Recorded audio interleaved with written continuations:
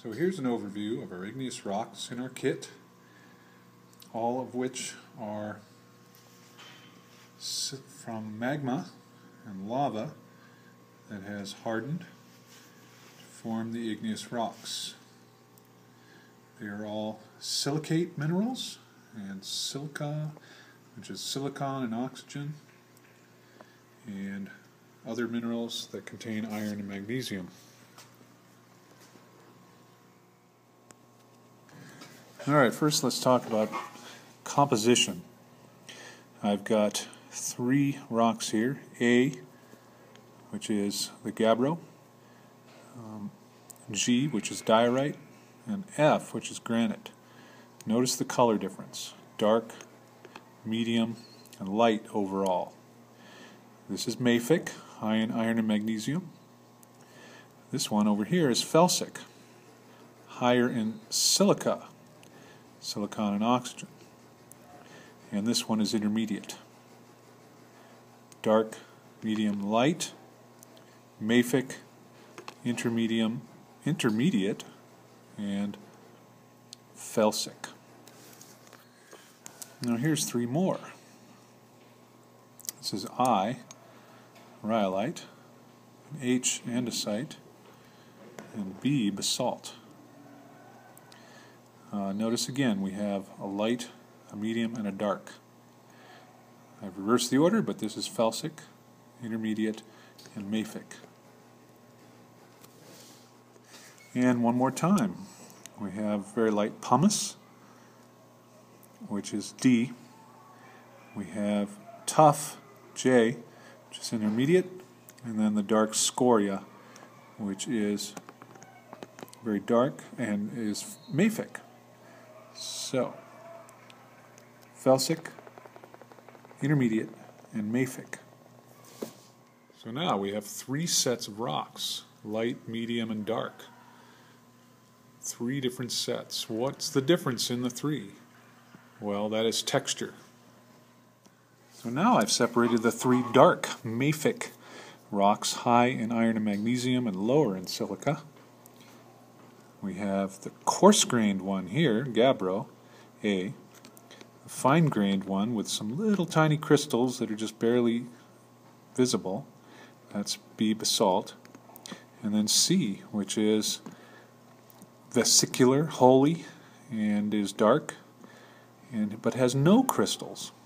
That's scoria.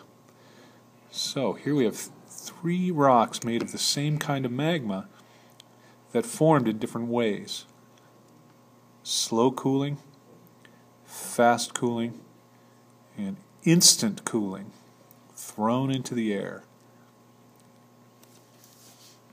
Now I rearrange it again, and I have the medium colored, andesitic, we might call it, intermediate composition in a coarse grain that cooled underground, diorite, which is letter G. Here is the andesite, letter H, which is fine-grained, lava flow.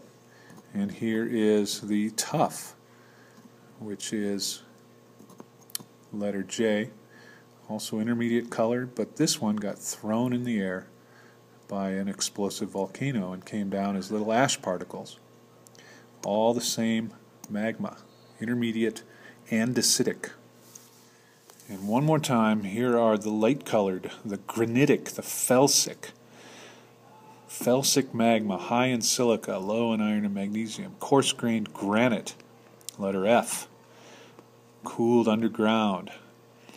Fine-grained rhyolite, letter I, has a thick lava flow like you might see in Yellowstone. And pumice, letter D, which was blown into the air from a volcano like Mount St. Helens or something like that. But all light-colored because they are high in silica. They are also less dense, and the magma that made them is very, very viscous, very thick. This is why Yellowstone is such a deadly and dangerous volcano, potentially, because of this thick magma. When it explodes big.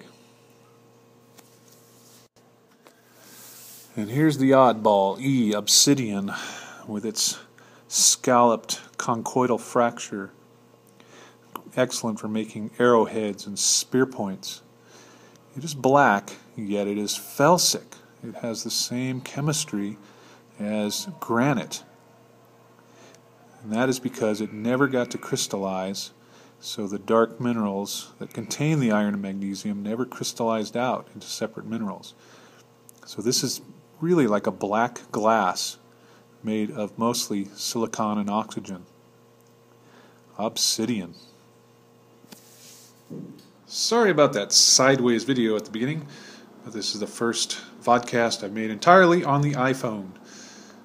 Thanks for watching.